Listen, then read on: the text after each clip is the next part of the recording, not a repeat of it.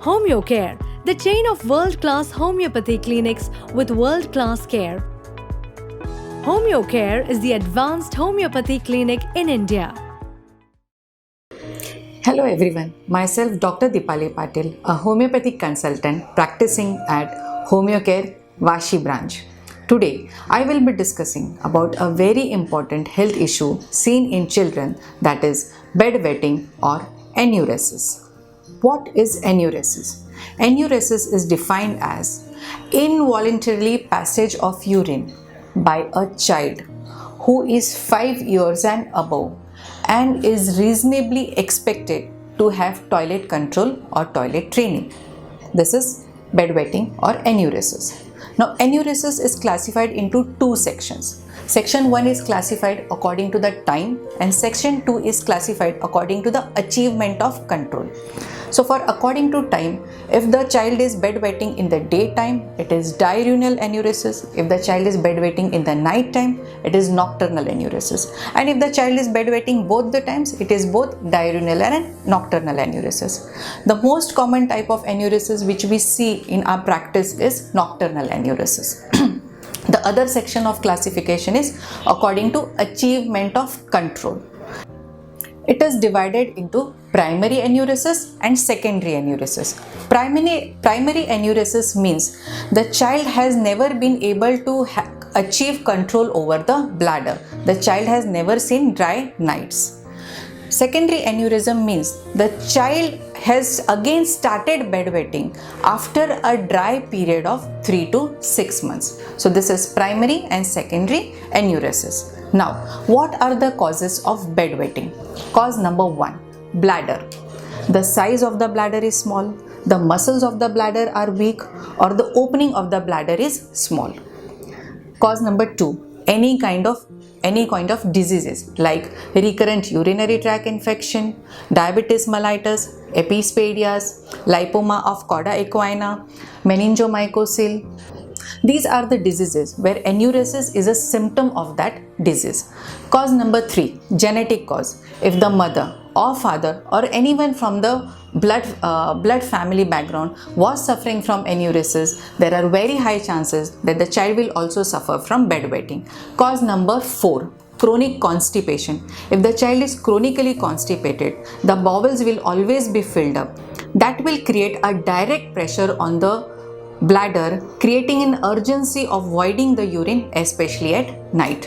Cause number 5, sleep disorders. If the child is suffering from some sleep disorder like obstructive sleep apnea, or it is difficult for the child to awake from the deep sleep, then also enuresis is seen commonly in such children. Number 6, if the child is having delayed development at physical level or mental level, there also enuresis can be a symptom.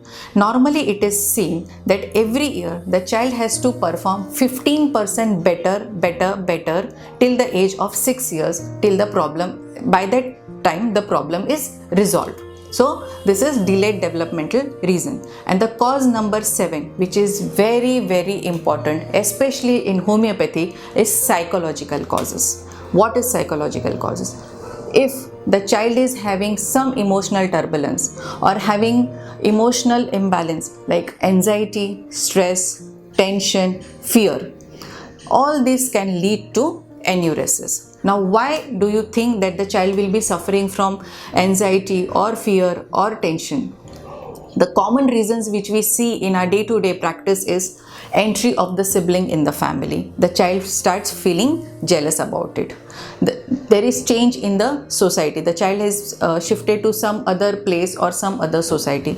The child is shifted to some other school, or the parents are fighting badly in front of the child, or the parents are very dominating and also abusing the child. So these are some common psychological issues which if the child is dealing with, there are very high chances that the child will suffer from bedwetting. Now, who are the children who are easily susceptible to bedwetting? The children who are anxious, the children who are physically and mentally delayed in development, children who are chronically constipated, or children who are not properly toilet trained. These are the children who are very easily susceptible to enuresis. Now, how will you diagnose that this process is enuresis or bedwetting? If the child is bedwetting 2 to 3 times in a week for consecutive 3 months, then it is diagnosed as enuresis or bedwetting. The evaluation of age for diagnosing enuresis in a child, for girl it is 5 years and for boys it is 6 years. Now it is diagnosed that the child is having enuresis, but let's do some kind of investigations to understand the reason behind the enuresis. So the doctor will prescribe some investigations like urine test, blood test, sonography, MRI or CT scan. This test will help us to understand the root cause. Either it is a pathological problem or either it is a psychological problem. After the investigations, your doctor will start with the medications. But along with medications, as parents or as family, what can you do for your child so that he comes out of this issue? This I will be discussing in detail now. First and foremost thing, parents, please understand, your child is bedwetting not because he is lazy or he is purposely doing it. He is doing this act because this act is not in his control. He is already feeling very ashamed and guilty about this act. So as parents, what can you do? A very positive, sympathetic, optimistic approach towards the whole issue. Please acknowledge the issue, accept the issue, understand the issue that your child is having this problem. No blame games and no comparison with other peers and other children in your family. In spite of this, what you can do is give a positive conditioning to your child. And how to do that? Take a calendar, mark stars on the dry nights and mark cross on the wet nights, and motivate your child by giving small token of appreciation so that he feels responsible towards it, and he would want more and more stars towards for the resolving the issue. In this way, enuresis will drastically come down. This was the psychological way of handling the child. Now, what can be the practical ways to handle the child? Number 1. Give adequate quantity of water to your child in first half of the day. Restrict water content post 8 p.m. or post dinner. In this way, whatever need the body needs the water, that is fulfilled, and also the child will not feel thirsty in the second half of the night. Along with this, what you can teach is tell your child to withhold the urine for little more time, then it is intolerable. What will happen is the functional bladder capacity will improve day by day. If the child is doing this act 1 or 2 times in a day, this will considerably increase the bladder capacity and reduce the number of bedwetting. Next, please train your child proper toilet training. Along with this, give him a disciplined night time routine that he has to sleep at this time, and along with that, put alarms if you know that your child is passing urine the first half or second half. This kind of discipline will surely motivate him, help him to have a control over the bladder. Next, what you can do is getting the bed alarms, which is very easily available in the market. These alarms help in arousing the child from the deep sleep for passing urine. Along with this, the normal alarms is also a very good idea, where a parent also gets up, wakes up the child and takes him to the washroom to pass the urine.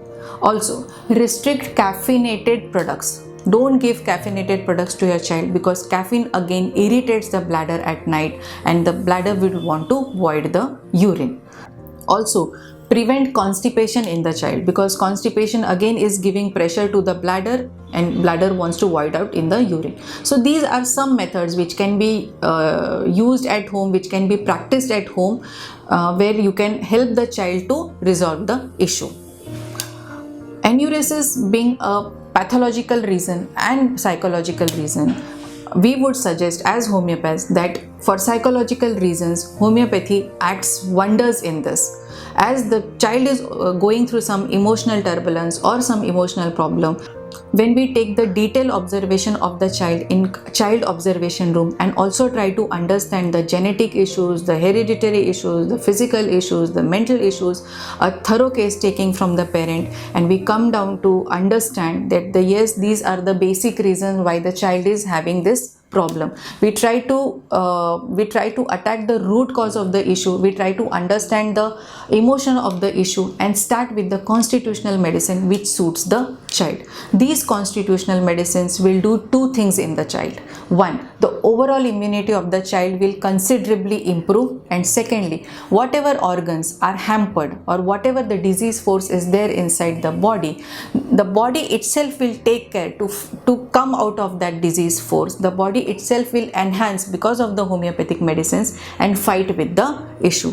Psychological issues being very common in children nowadays, we would suggest to start with homeopathic medicines, and it gives a holistic approach towards the development of the child.